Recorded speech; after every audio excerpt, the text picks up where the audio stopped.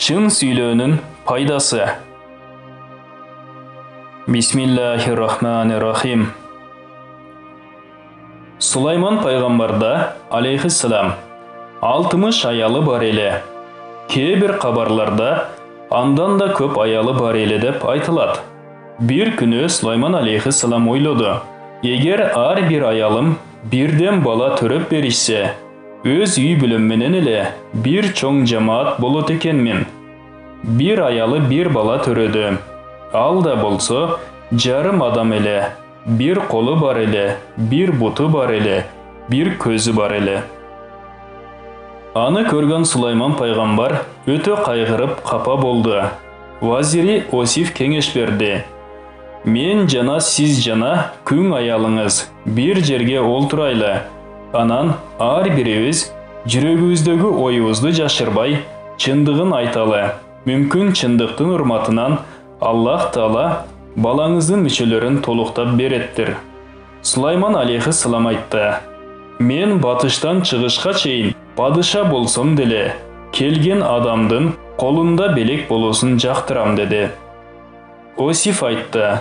Мен тил учунда эле бийлик керек эмес деймин. Бирок жүрөгүм бийликти абдан жакшы көрөт деди. Сулайман пайгамбардын аялы айтты.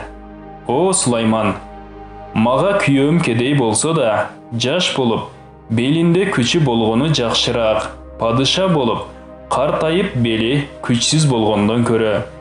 Бардыгы оюндагы чындыкты айтып, дуа кылышты эле. Чындыктын шарапаты менен Аллах Таала дуаларын кабыл кылып, баланын мүчөлөрү толукталынып калды. Дагы бир хикая. Абдулла Кодири Гилони айтат. Мен Багдад шаарына илим окуганы барууга ниеттендим.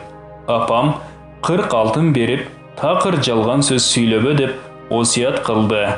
Мен да жалган сөз сүйлөбөскө сөз бердим. Bir кербенге кошулуп жолго чыктык. Хамадон шаарына жакындаганыбызда алдыбыздан каракчылар чыгып, жолубузду тосушту. Бири мага келип, сенде эмнең бар деп сурады. 40 алтыным бар деп жооп бердим. Менде 40 алтыным барлыгына ишенбей, тамашалашса керек деп ойлоп өтүп кетти. Жана башкасы келип, эмнең бар деп сурады. Мен 40 алтыным бар дедим эле. Мени жетелеп чоңдоруна алып барды. Чоңдору да эмнең бар деп сурады эле. Ага да 40 алтыным бар деп туурасын айттым. Ал айтты. Эч нерсем жок деп айтып койсоң болбойт беле? Туурасын айтууга эмне мажбур кылды? Мен айттым. Апам чындыкты сүйлөөгө осият кылган. Апамдын осиятына каршы иш кылуудан корком.